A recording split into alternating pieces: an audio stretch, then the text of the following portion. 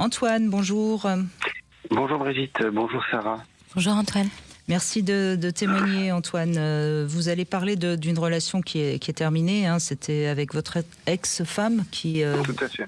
vous accusait de violence psychologique, c'est ça? Tout à fait. En fait, c'est ça. Ça faisait 7 ans qu'on était ensemble.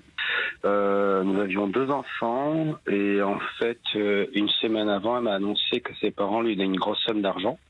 Donc je dis super, on n'a qu'à mettre cet argent pour les enfants pour plus tard. Et là, elle m'a dit non, ça se regarde pas, ça regarde que mon père et moi. Et une semaine après, en fait, suite à un déplacement professionnel, elle n'est pas rentrée à la maison. Elle a demandé le divorce. Donc, pour pas se mettre en faute, elle m'a accusé de violence psychologique. Parce qu'en fait, elle avait quitté le domicile conjugal et on s'est aperçu qu'elle avait également un amant. Mais c'était une époque où on pouvait divorcer pour faute? Non, c'était récemment, c'était en 2020 en fait, en plein vague MeToo. Voilà. Et là, je suis rentré dans une spirale infernale où tout ce qu'elle pouvait dire, tout et son contraire. Mais son but, c'était quoi? Son but, c'était quoi? C'était de vous enlever la garde des enfants? Alors, il y avait la garde des enfants. En fait, quand on divorce, il y a plusieurs choses. Quand on est en faute, il y a la garde des enfants. Et il y a aussi une pension alimentaire, des prestations compensatoires.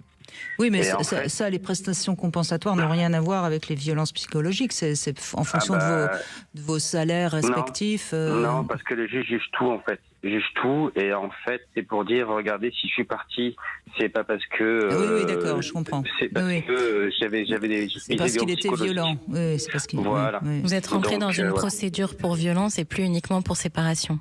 Voilà, exactement. Et là, ce qui s'est passé, donc, a été les porter plainte pour violence psychologique. Alors, je vous remercie de votre témoignage, Antoine, parce qu'il illustre parfaitement la différence de violence en général. Encore une fois, je généralise.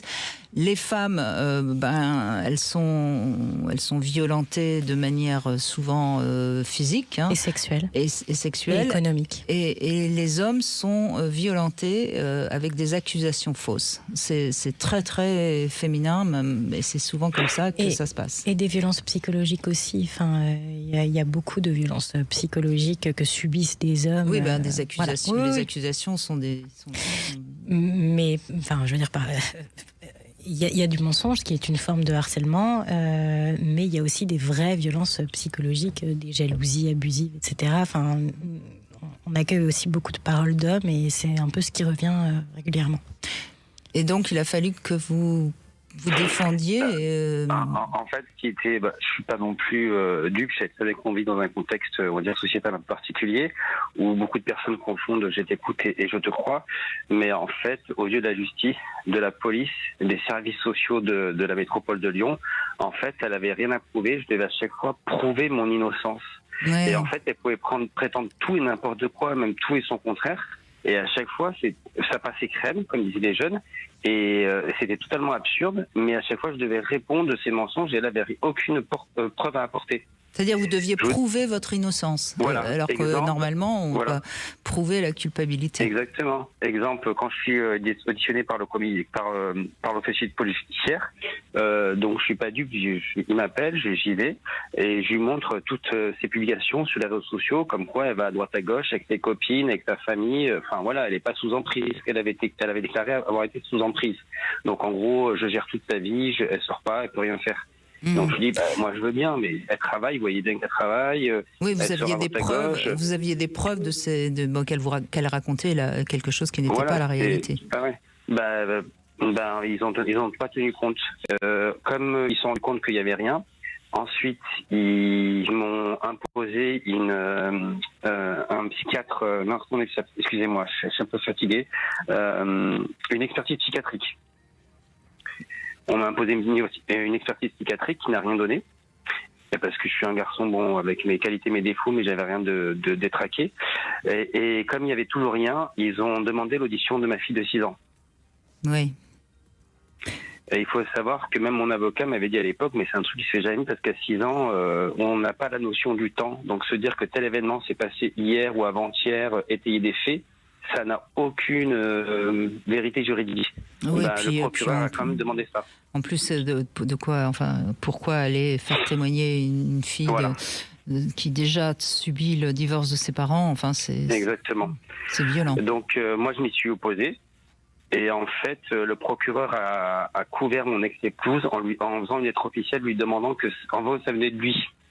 En gros, pour dire, en gros, si vous signez votre fils, c'est parce que je vous le demande, comme ça vous protège.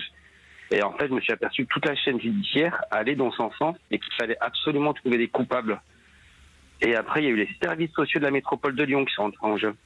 Et là, j'ai eu droit à 2 ans d'enquête sociale qui n'a rien donné, mais 2 ans de visite, 2 ans de suspicion, 2 ans de rapport. Et en fait, tout ça pour faire shit. Écoutez, vous en sortez bien, comme on dit. Mais en attendant, c'est des années de stress permanent qui sont. En fait, le problème, c'est qu'on essaye de faire entrer, pardonnez-moi l'expression, mais des carrés dans des ronds ou des ronds dans des carrés. Ce qui se passe dans l'intimité d'un couple, la perception qu'on en a, ce qui génère de la peur, ça va changer d'une personne à l'autre. Ça va changer d'une histoire à l'autre. Et le problème, c'est que les magistrats, les procureurs doivent juger sur des éléments factuels. Voilà. Et donc, il y a moins, dans votre sens, d'erreurs, et en l'occurrence, tout semble coïncider sur le fait que vous avez subi un abus juridique à votre rencontre. En général, ça se passe plutôt de l'autre côté, si on suit les statistiques. Mais quoi qu'il en soit, la réalité dans tout ça, c'est que quand n'importe quel couple divorce en France, la justice met à sa disposition un médiateur pour éviter justement que ça s'embrase dans des juridictions, etc., etc., à l'exception des couples où il y a eu des violences conjugales ou suspicion de violences conjugales. Ce qui fait qu'on rentre tout de suite dans des procédures extrêmement lourdes, extrêmement éprouvantes. Et que aujourd'hui, l'ASE, donc la protection de l'enfance en gros, est totalement débordée, qu'il y a eu tellement d'erreurs judiciaires lourdes de conséquences, tellement de volonté, et ça c'est bien, de l'État de faire en sorte qu'on élimine les violences conjugales, les violences faites aux enfants, que on a parfois des magistrats, des travailleurs sociaux, des policiers qui en font un peu plus que ce qu'ils devraient parfois pour se dire bon voilà, je suis pas passé à côté. Mais vous, Antoine, aujourd'hui, vous êtes totalement innocenté ou pas? Oui, mais de toute façon, je t'avais prouvé de ma culpabilité, mais en fait, moi, pendant 5 ans, je devais prouver mon innocence. Oui, j'ai bien compris. Et à chaque fois qu'il n'y avait rien, ils trouvaient quelque chose d'autre, une autre procédure. Et en fait, psychologiquement, moi, il y avait mes 2 enfants au milieu qui eux-mêmes disaient à chaque fois, mais c'est bon, les parents sont divorcés comme tant de copains, c'est bon, en gros, lâchez-nous, quoi. Mais en fait, même ça, le mot des enfants, ils les écoutaient pas. Et comment ils vont maintenant ? Eux, ils jouent leur vie, ils ont plein de copains divorcés. Pour êtes, en fait, c'est un truc banal. Vous êtes à l'école, pour eux, il y a plein de copains. C'est votre ex-femme qui remettait toujours quelque chose sur le tapis pour... Oui, exactement. Et en fait, pour vous dire, mon avocat, suite à sa plainte pour emprise, m'a dit arrêtez de lui parler, communiquez pour les enfants que par SMS et par mail. Comme ça, au moins, il y a des traces écrites et on vous accusera pas de tout. C'est ce que j'ai fait. Donc, pour le quotidien des enfants, quand il manquait quelque chose, voilà. Moi, j'ai toujours respecté la garde pour pas que, justement, de mettre une pièce à son moulin. Et donc, elle m'a reproché de pas lui parler. Après ça.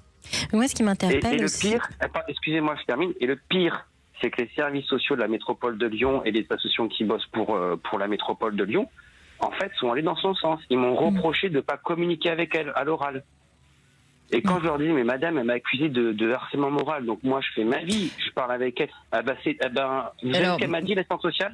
Elle m'a dit, si vous lui parlez pas, je vous fais un rapport favorable. Alors, je vais quand même dire une chose, pas pour vous, parce que je pense que vous l'avez compris, Antoine, mais c'est important pour ceux qui nous écoutent. Il faut toujours se dire que la justice, que ce soit un juge ou une juge, qu'importe, elle a une vérité et une autre vérité. Et elle doit trancher, et le terme trancher, quand c'est 2 vérités qui sont parfois totalement différentes, c'est très compliqué.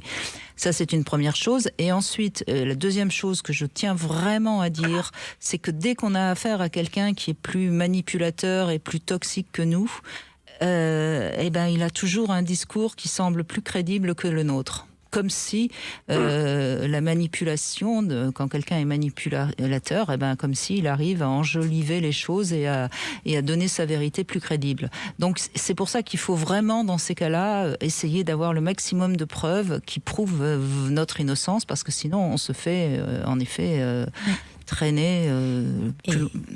Et dans votre cas, je dirais, et c'est une situation que je connais à titre personnel, il y a une différence entre l'ex-époux et le père.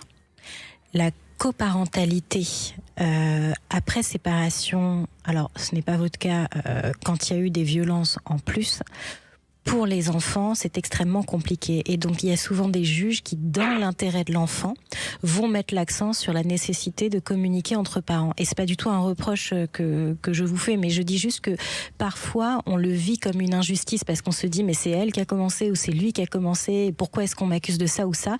Alors qu'en fait, le juge va voir l'intérêt supérieur de l'enfant et que des parents qui ne se parlent pas, ça peut déclencher des conflits de loyauté ou un malaise très important chez des enfants. Et donc, c'est ça qu'ils vont regarder. Et c'est peut-être pour ça qu'on vous a fait ce reproche. Qui pourtant était tout à fait... je crois que le conseil que vous donniez l'avocat était tout à fait judicieux. Dans ces cas-là, moins on se parle, mieux c'est, parce que tout se retourne contre nous. Mais écoutez, merci Antoine. Vous voulez peut-être ajouter quelque chose ? Non, je voulais juste vous remercier à vous à titre personnel, parce que voilà, vous êtes une des rares personnes à apporter un peu de nuance dans ce débat, à dire qu'il n'y a pas des gentils d'un côté et de gros prédateurs de l'autre, que la vie, c'est plein de nuances, et que oui, malheureusement, il y a des femmes qui sont maltraitées, mais que tous les hommes ne sont pas des prédateurs, loin de là. Et merci juste pour ça, en fait. Ça paraît évident à le dire, mais vous êtes une des rares à assumer clairement votre position nuancée. Voilà, merci. Je vous en prie Antoine, et je continue et je tiendrai. Vous inquiétez pas. Moi, j'ai rien à perdre, ma vie est derrière moi.